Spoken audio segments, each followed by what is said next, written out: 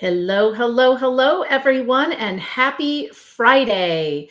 I am Dorcy Pruter, the CEO and founder of the Conscious Co-Parenting Institute and the creator of this group, the Alliance to Solve Parental Alienation. And I'm super, super excited to be coming to you this Friday. Happy New Year to those of you that I haven't connected with in the new year. I've actually been sick with COVID for a couple of months now. I'm one of the lucky ones and have long COVID. So I've been up and down with some of the COVID symptoms for a few weeks now. And so I'm kind of getting back into the groove of things, and today's a good day. Yay! And so I just want to welcome all of our new members to the Alliance to Solve Parental Alienation. We've had a lot of people enrolling over the last few months. So thank you for joining us. And for those of you who've been around for a while, hello and happy new year. Good to see you.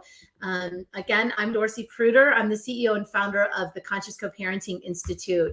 And my team and I, we've been wanting to do this for a while, to bring a format of which I can share information about solutions for this family dynamic known as parental alienation, so that I can speak to a wider audience. And for a while now, there has kind of been a joke. A lot of my clients for probably a decade have said, oftentimes when they start to trek down the wrong path, or a path with communicating with their children or with their child's other parent, or even their legal team or the professionals on their team, they think to themselves, what would Dorcy do? And I always found that funny and never really brought it to the forefront. But my team and I were having a meeting a few weeks ago, and we were trying to figure out what to call this session, or these sessions we would do here on Facebook. And somebody on my team, probably Sal, was like, what would Dorcy do? And I was like, oh my God, that's brilliant.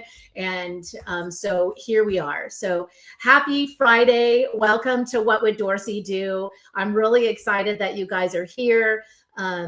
A lot of what I will be teaching in these What Would Dorcy Do Fridays, it won't be every Friday. It'll be when we start to see a pattern of something, or maybe a couple times a month. But I'll be bringing you juicy information, things that we teach our clients on how to recover their children, or what they're doing and what they could do differently. So for those of you who followed me for a while, and maybe you've studied higher purpose parenting with me, one of the things I talk about are the two parts of our consciousness that are always in conflict with each other. The part of our consciousness that gets programmed in when we're young and is our tantrum throwing 3-year-old self that needs to be right and in conflict.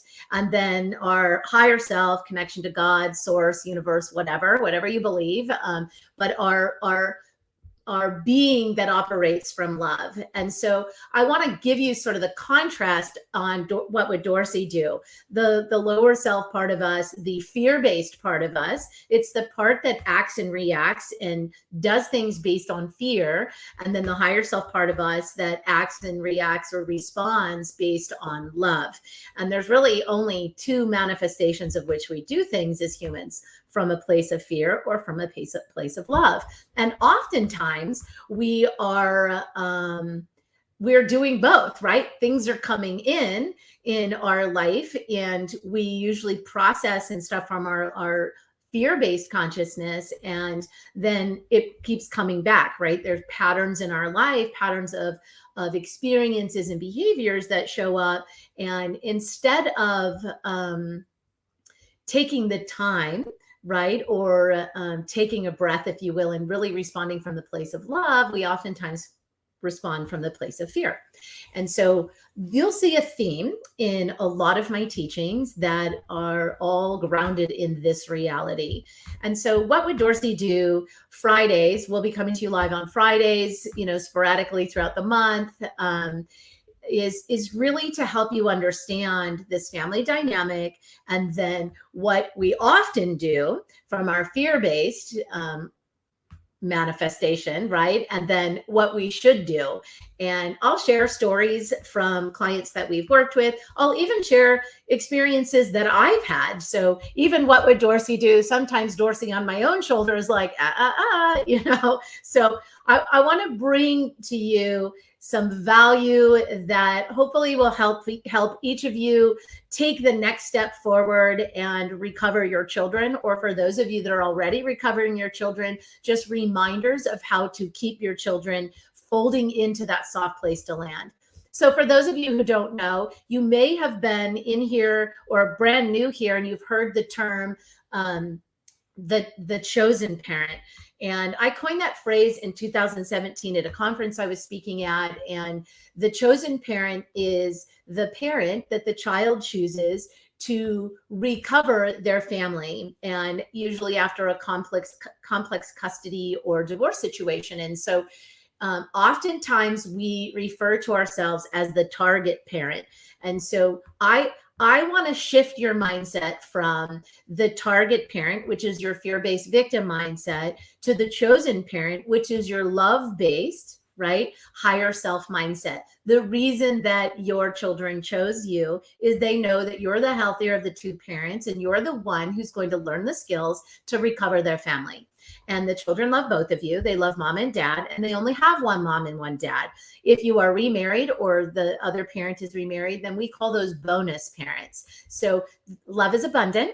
There is never not enough. We need love, right? And it's abundant. It's everywhere. And oftentimes when we're stuck in this family dynamic, we lose our way, right? We forget. And we start buying into a story that our children don't love us or they're rejecting us, and so they must really hate us. And the truth is that's not true.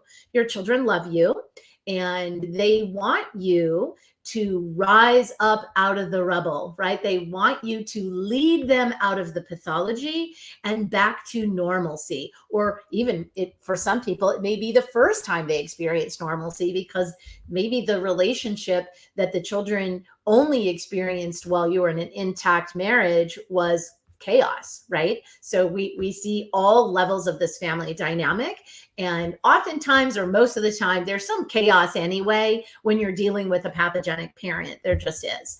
So, and sometimes we just don't see it until we're out of the chaotic container, if you will.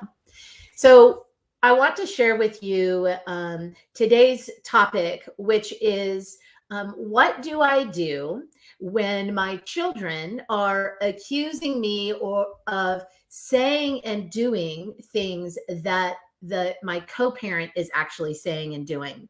And so oftentimes, and I would guarantee that most of you, if not all of you, have experienced this, where your children, right, they're making false allegations and they're accusing you of saying and doing things that you never did. And oftentimes the things that they're saying that you said and did are things that the other parent is actually saying or doing or said and did.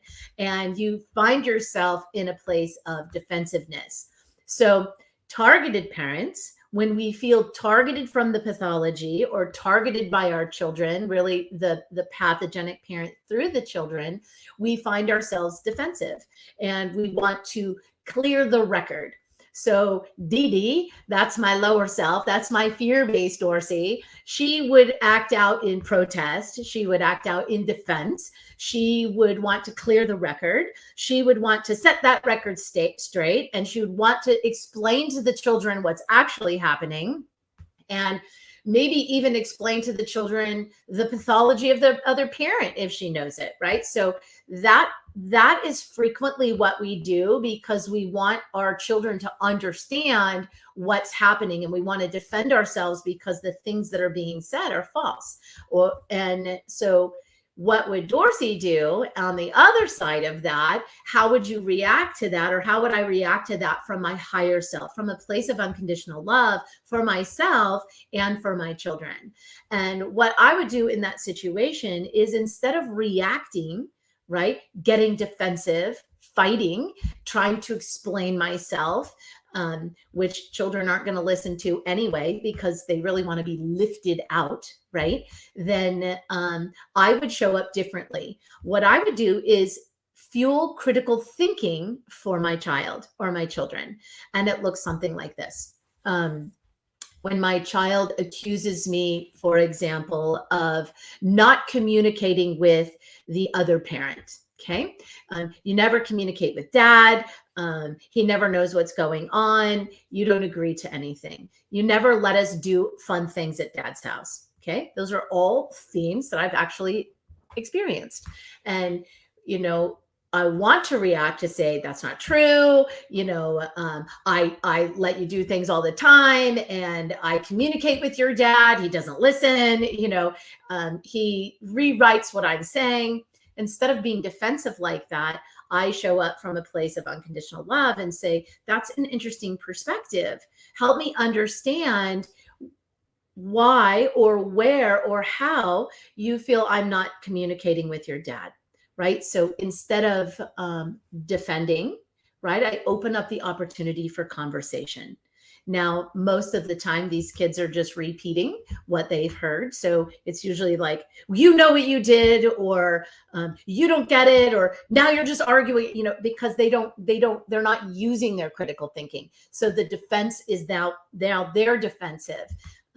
Another way you could handle that is, once that happens, you can say something like in my situation, when the kids were young, I would communicate with their dad in writing, because oftentimes the things that I said got twisted and distorted, and then you could see it came back at me from my children. So I would say something like, well, I appreciate you feeling comfortable enough to share your experience, and I can see that you're upset about this. And one of the ways that I do communicate with dad is in writing, so that these things where maybe there's a miscommunication or misunderstanding can be ironed out pretty easily by looking back at how we did communicate in writing, so that I understand maybe I miscommunicated, or maybe there was something missing in the communication that got lost in translation. So with dad and I communicate in writing so that we both can be clear on what we've agreed to do.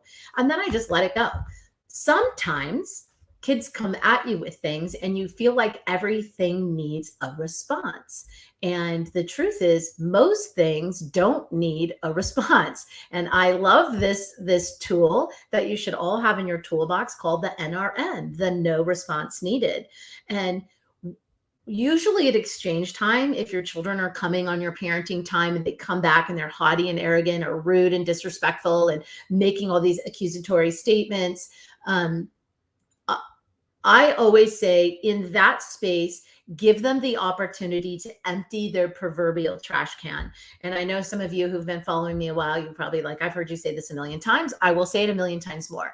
The proverbial trash can is all of the rubbish that gets put into the child, the emotional stuff that the other parent who is emotionally unhealthy and spinning, they're just dumping all their emotional garbage into the child. And then when the child comes to you, they're choosing you to empty out the trash. They choose you because they know you can handle it. But if you're defensive and you're fighting with the child, then the child has no place to go. They feel trapped. So if you just open up your proverbial trash can, let them put all the emotional garbage in. You don't necessarily need to respond to it. Or if you feel like you just have to respond, a simple response is something like, thank you for sharing that with me. I can see this is upsetting you. That's not agreeing with what they're saying. It's just simply acknowledging what they're saying, giving them the space to say what they need to say and emote whatever they need to emote, so that they can get it out of their trash can. They don't realize what's happening. And if you're then defending or arguing with the child, then they're just in a constant battleground. So if you create this unconditionally loving space where you create a soft place for your child to land, they will land there. So some people say, you don't understand. My kid is super rude. They say terrible things to me. They tell me they hate me. Yes, been there, done that. And they don't hate you. They actually love you, and they trust you, and they feel safe with you if you allow them to be able to empty their can without taking it personally. Okay. Now, that doesn't mean you keep it all in you, because if you keep it all in you, you're going to feel bad. Okay, you're going to feel bad. So you want to get that out of you. So I always say, just remember that you put a nice, good, smell good liner in. So when the kids put in the trash, you can actually empty the trash by not taking it personally. And maybe you can do, a little exercise. Like for me, I visualize. I close my eyes and I take a few deep breaths in, and I just visualize as I'm breathing in a little bubble, like a little bubble of unconditional love zipping through my body and taking the rubbish out. And then I just visualize it sailing down my leg, and I put a little cap on the bottom of my foot and I just pull out the garbage. That's one of the ways I move that energy through me, so I don't hold it inside of me. And then I start feeling bad, and then I start feeling defensive. If you're really stuck and you're in that place of being defensive, I would say disengage so that you can re-engage. And so if the kids are really spinning off, sometimes it's just, I can see you're really upset, and I can feel myself getting upset too. And one thing I know is we can't solve things when our emotions are upset. So I'm going to take 15 minutes. We should just take 15 minutes to just get our, emotions together. And or mommy needs a timeout, right? Putting it on you and not the child. If you are defensive and then you're putting it back on the child will disconnect. And so when a child is showing up in that manifestation and in protest, they are asking for connection. Okay. They want to connect with you and they feel disconnected. And so the easier you make it for them to be in relationship with you, the more they will fold back in. Now, we started last year at the end of the year a collective called the Chosen Parent Collective. And so I'm not going to be answering questions here in the Facebook Live. My team is answering questions, and I can see you guys are supporting each other there. And somebody put there, Dr. Childress has a fantastic subject, jujitsu parent. Brilliant. Jujitsu parenting is awesome. It's just like what I'm talking about. It is jujitsu in the way that you show up with empathy for your child. You want to be in the space of unconditional love. And we oftentimes think that we're being unconditionally loving. We oftentimes think, well, I've got to explain things to my child because I need to set the record straight. But the child doesn't want that. The child wants to have a safe place to land. The child wants to know that you're going to be that soft, safe place to land. And so I was talking about answering questions. And one of the things, my team will be answering questions when I do these Facebook Lives. But one of the things I want to let everyone know is we have the Chosen Parent Collective. And in the Chosen Parent Collective, once a month, we meet together in a Zoom live. And so it's me and the parents that are part of the collective, and we do hot seats, and I do a lot of coaching in those Chosen Parent Collectives live, where a lot of parents just like you, parents in different stages of their reunification, they learn from each other. And it's a way for me to actually connect with you guys in live. You get to ask me questions and also have some hot seats. So we've done a few hot seats already. And the exciting thing is parents are actually reuniting with their children. And we've had 3 live calls.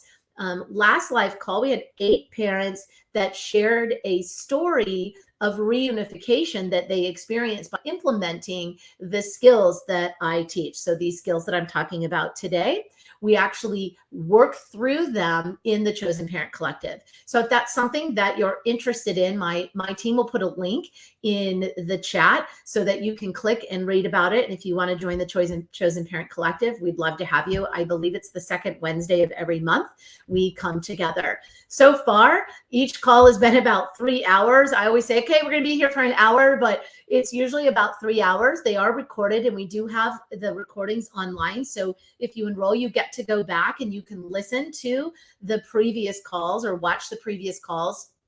And then also, there's a forum. So we have a private forum on our membership site where you can ask questions, and my team and I answer questions in there. And I think one of the most magical things about the forum and the Chosen Parent Collective is how the parents support each other.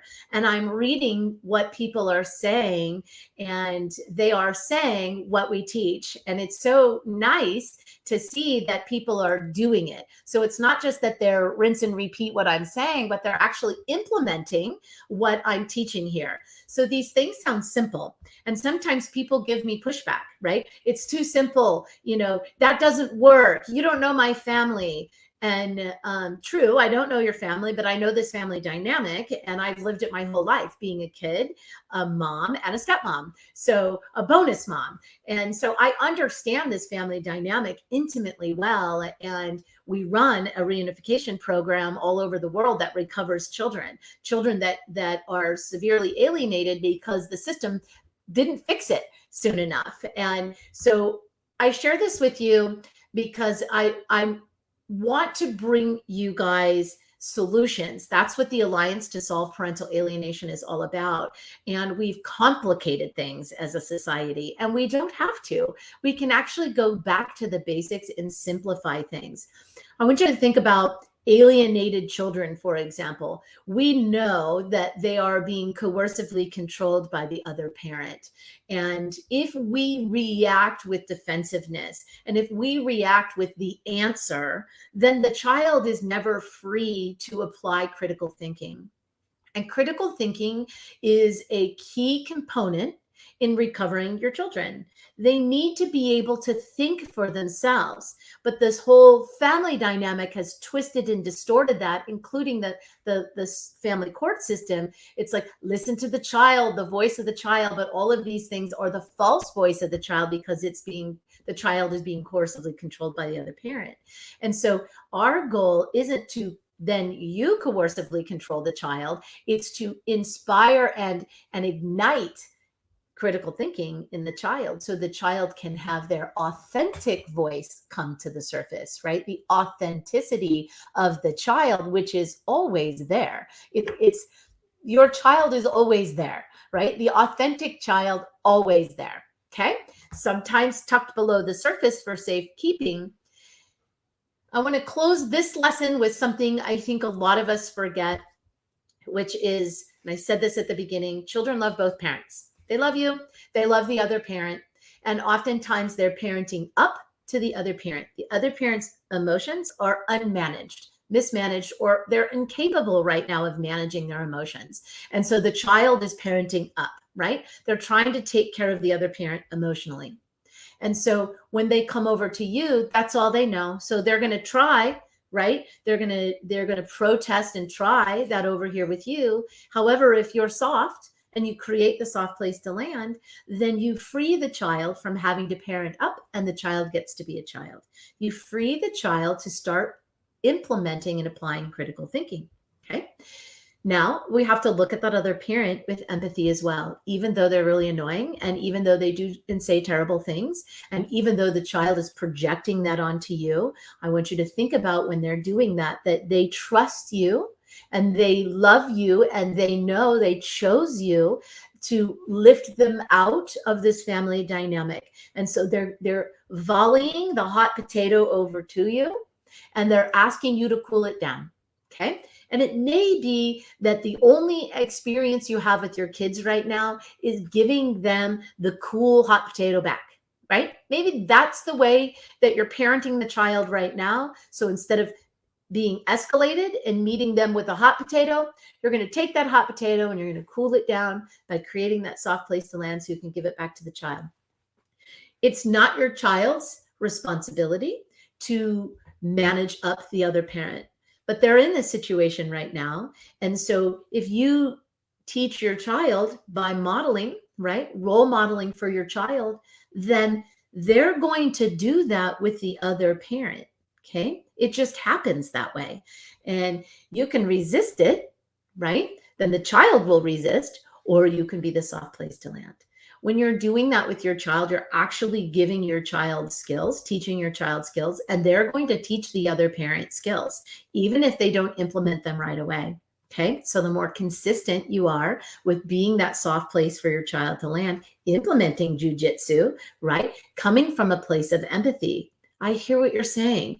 It sounds like you're frustrated. I can see you're upset, right? That's not, I can see you're upset, but because the moment you say that, child's out, right? It's showing up with empathy for your child, the place of connection. That's what your child wants. They want to connect. So the next time you have your child, or you're speaking to your child, or maybe you're in therapy or whatever, show up that way and see what happens. And the next time, just remember that as a reminder, what would Dorcy do? Put a little rubber band on your wrist and snap it. Like if you feel yourself going down the defensive, just snap that. Remind yourself, no, I'm the soft place to land, and just show up with empathy.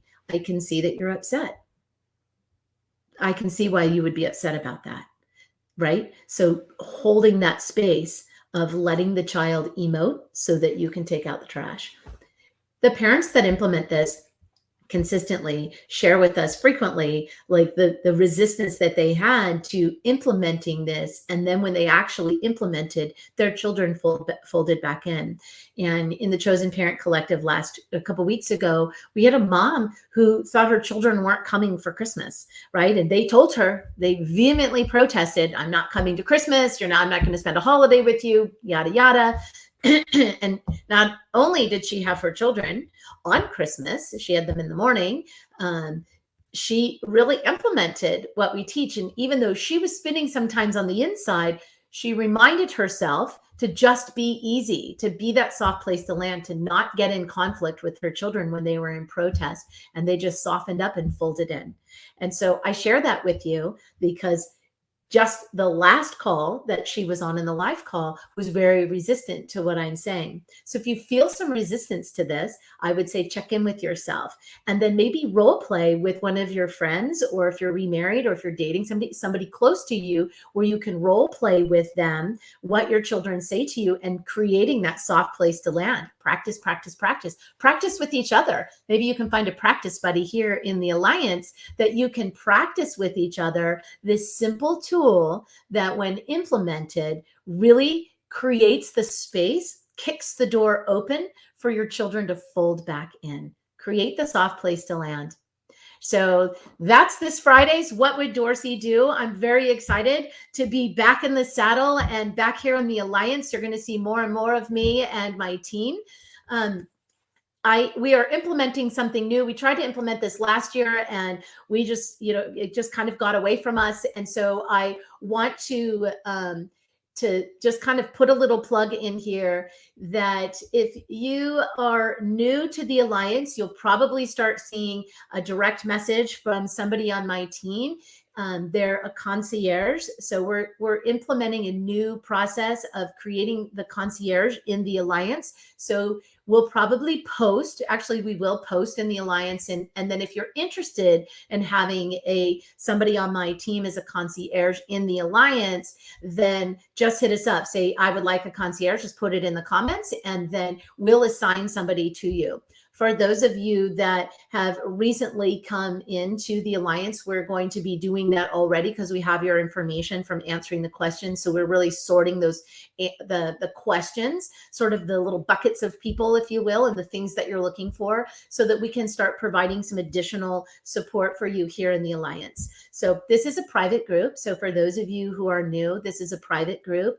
We do approve all of the posts. So if your post doesn't get approved, I would look at the rules of the Alliance. This is not a place where we mom bash or dad bash. This isn't a place where we go down the path of the old Gardnerian model, the Richard Gardner model, or even the parental alienation model, if you will. We use the term because it's an urban term we all know, but we really focus on the work of Dr. Childress on proper assessment and diagnosis and treatments that solve this family dynamic. I'm not a mental health provider. I'm a coach and a mediator, and I'm the creator of the Conscious Co-Parenting Institute and our programs that actually recover families here.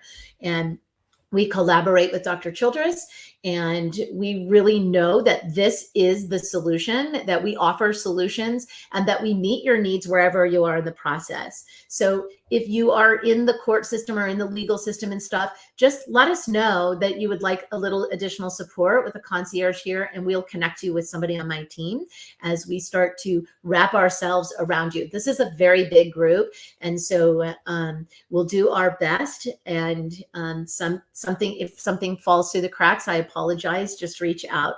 One last thing. I'm going to say it one more time. If you're interested in more intensive support, you want to actually be able to communicate with me and connect with me and other parents on this journey, I recommend the Chosen Parent Collective. I know my team is going to put the link there. That is a once a month call live in Zoom. We come together in a private Zoom meeting with all of the parents, and you can ask questions in there. A lot of times somebody in a hot seat, I try to cover different levels or different places so that everybody gets value in the Chosen Parent Collective. It's really fun. There's something really special about being in that collective, in the energetic field of people who are actually solving this for their family. And a lot of people think, oh, well, they're just doing a high road. But actually, a lot of people are implementing what I'm teaching here, what I'm talking about today, and other things that you've seen me talk about online. They're actually implementing and recovering their own family. So I'll close with just reminding you that you are the chosen parent. Your children chose you because they know that you're going to be the one to recover the family. Their whole family, this is a whole family problem, requires a whole family solution. And it only takes one person in the family, one person to shift how they're showing up, and then everything changes for the family. So just remember that consistency creates habits, right? It takes time to break an old habit and consistency to create the new habit, to create the soft place for your children to land. So thanks for coming to our Friday fun day. What would Dorcy do? I'm really excited to be back in my saddle again with you guys, and we look forward to connecting soon. So I'll sign off with my signature sign off. Peace in, so you can have peace out. I love you guys, and we'll see you soon. Bye now.